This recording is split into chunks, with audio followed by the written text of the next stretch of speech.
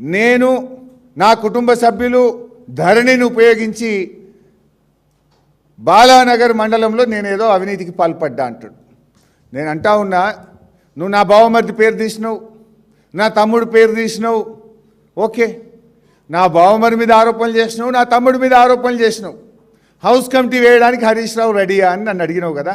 I'm ready.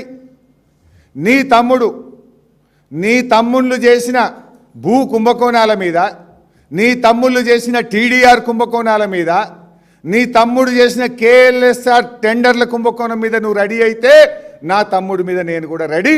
ఇద్దరం కూడా ఎంక్వైరీకి ఇద్దాం. నా బావమరిది మీద ఆరోపణ చేసినావు కదా, నేను రెడీ. నీ బావమరిది సృజన్ రెడ్డి అమృత్ టెండర్లలో చేసిన కుంభకోణం మీద, నీ బావమరిది సృజన్ రెడ్డి సింగరేణిలో ఓబీ టెండర్లలో చేసిన కుంభకోణాల మీద నువ్వు రెడీ అయితే నేను రెడీ. రేవంత్ రెడ్డి, ఇంకో మాట చెప్తున్నా, నేను చెప్పిన హౌస్ కమిటీ వేయకు, నువ్వు చెప్పిన సిబిసిఐడి వద్దు.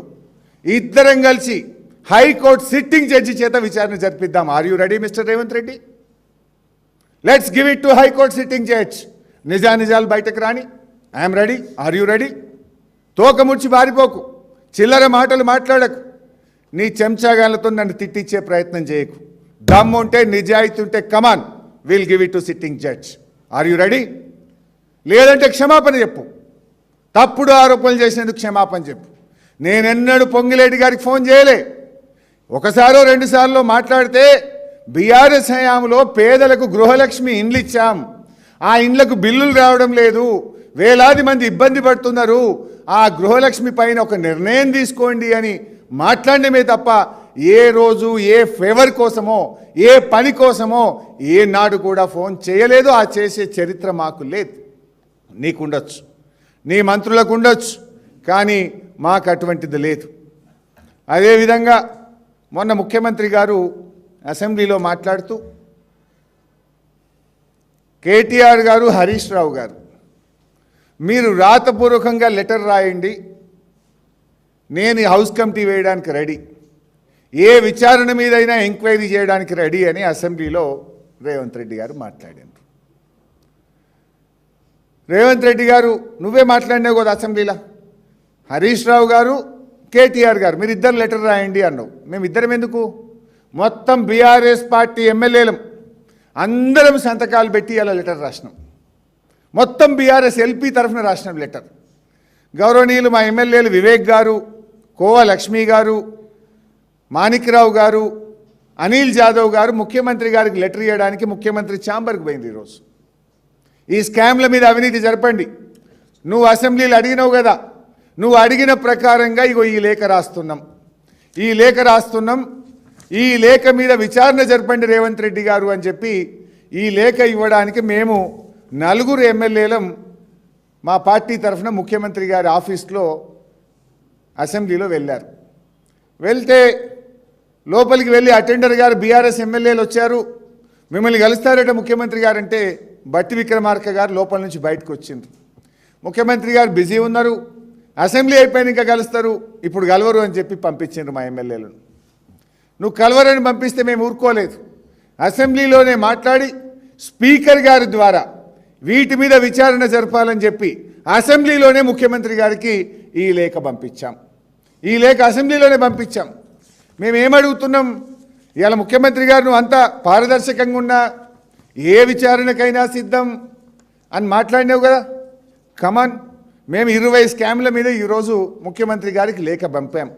సివిల్ సప్లై స్కామ్, అమృత్ టెండర్ల scam, KLSR scam, Naini coal block scam, Singareni OB టెండర్ల scam, NTPC thermal power scam, HCU భూముల స్కామ్, లగచర్ల ల్యాండ్ స్కామ్, 1 కోటి ఎకరాలు నిషేధిత జాబితాలో పెట్టి నచ్చిన వాళ్ళై లెక్క కుదిరిన వాళ్ళై తీసేసేటువంటి స్కామ్, అదేవిధంగా ఎక్సైజ్ డిపార్ట్మెంట్లో మైక్రో బ్రీవరీ స్కామ్, హ్యామ్ రోడ్ల scam, TDR scam, young India school scam, 4th city scam, hill TP scam, అక్రమ mining scam, Deccan cement scam, Manchirevula దేవాదాయ భూముల కుంభకోణ స్కామ్, వీటన్నిటి మీద విచారణ జరపాలని మా ఎమ్మెల్యేలు మేమందరం సంతకాలు పెట్టి ఈ లేఖ ముఖ్యమంత్రి గారికి పంపినాం.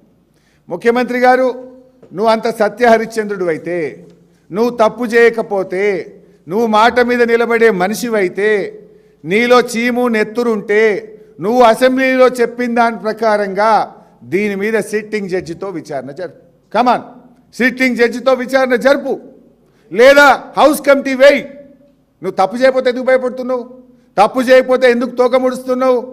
మాట మీద నిలబడవా నువ్వు? అసెంబ్లీలో కదా నువ్వు హామీ ఇచ్చింది.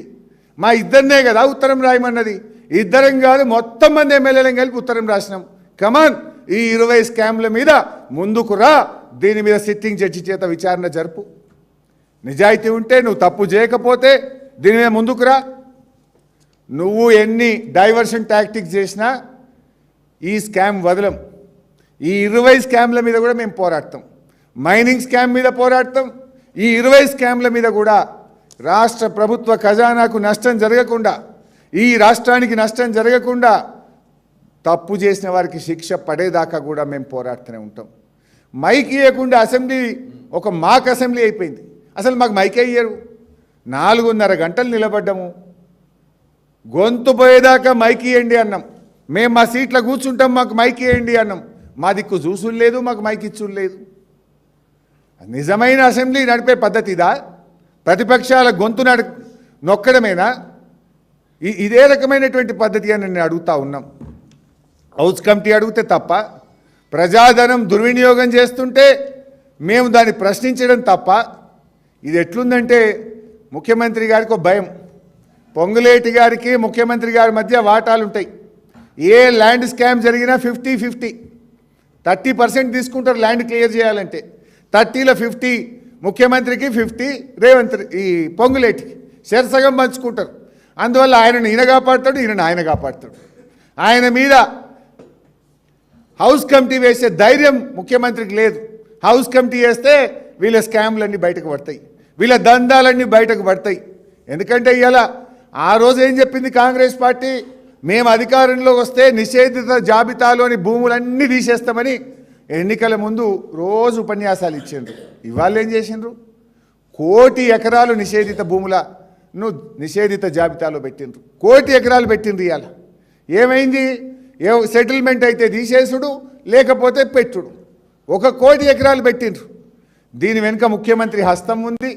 ముఖ్యమంత్రి, పొంగులేటి ఇద్దరు కలిసి కూడబలుక్కొనే ఇవాళ భూములు కొల్లగొడతా ఉన్నారు. పేదల రక్త మాంసాలు పీలుస్తూ ఉన్నారు. త్వరలోనే ఇంకో భూ కుంభకోణం కూడా బయట పెట్టబోతున్నా. వీళ్ళిద్దరు కలిసి ఏ రకంగా చేస్తున్నా కొన్ని 100 కుంభకోణాలు ఉన్నాయి. ఆధారాలతో సహా ఒక భూ కుంభకోణాన్ని త్వరలోనే బయట పెట్టబోతా ఉన్నా. అది ఎట్లా చేసిండ్రో, ఏం చేసిండ్రో అన్నీ చెప్తా. ఎందుకంటే ఇవాళ పొంగులేటిది, రేవంత్ రెడ్డిది ఫెవికాల్ బంధం. ఇవాళ కొడంగల్ నారాయణపేట లిఫ్టు ముఖ్యమంత్రి నియోజకవర్గం టెండర్ ఎవరికి ఇచ్చిండు? కొడంగల్ నారాయణపేట లిఫ్ట్ టెండరు పొంగులేటికే కదా నువ్వు ఇచ్చింది. మీ బంధం అంత గట్టిది.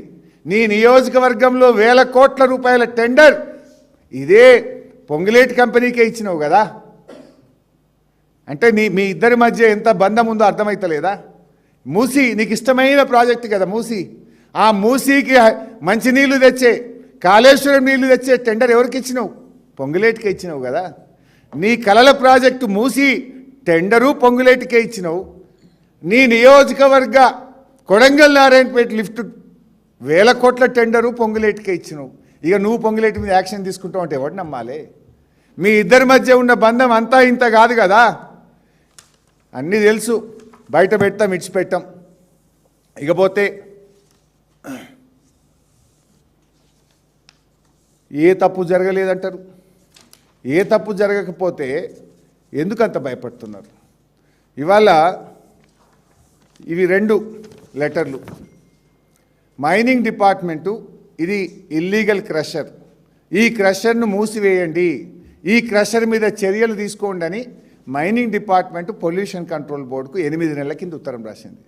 8 నెలల నుంచి గడ్డి బిక్తుండ్రా, గాడిద పనులు దొమ్ముతుండ్రా? మేమే బయటకు పెట్టినా అంటున్నావు కదా రేవంత్ రెడ్డి. 8 నెలల కింద ఈ ఇల్లీగల్ క్రషర్ రాఘవ క్రషర్ మీద చర్య తీసుకోమని మైనింగ్ డిపార్ట్మెంట్ పొల్యూషన్ కంట్రోల్ బోర్డుకు రాస్తే నిద్రపోతుందా పొల్యూషన్ కంట్రోల్ బోర్డు? మంత్రి గారు దాన్ని భయపడుతుందా, నిద్రపోతుందా? అదే మా పటాన్ చెరువు ఎమ్మెల్యే మైపాల్ రెడ్డి గారి తమ్ముడిని రాత్రికి రాత్రి అరెస్ట్ చేసి 4 రోజులు జైల్లో పెడతారు. మంత్రి గారు క్రషర్ అయితే అటు పోవడానికి భయపడతారా?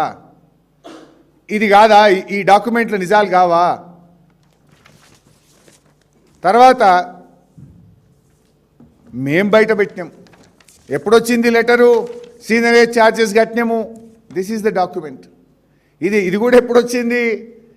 హెచ్ఆర్డీసీఎల్కు పొంగులేటి కంపెనీ పోయి మేము సీనరేజ్ కట్టిన ఒక కాపీ ఇవ్వండి, డాక్యుమెంట్ ఇవ్వండి అని అట్టుకొచ్చిండ్రు. దేనికి సీనరేజు? ఏ క్రషర్ సీనరేజు? ఈ క్రషర్ నుంచి కోత్వాల్ కూడా క్రషర్ నుంచి పోయినట్టు 0 పర్మిట్లు ఉన్నాయా?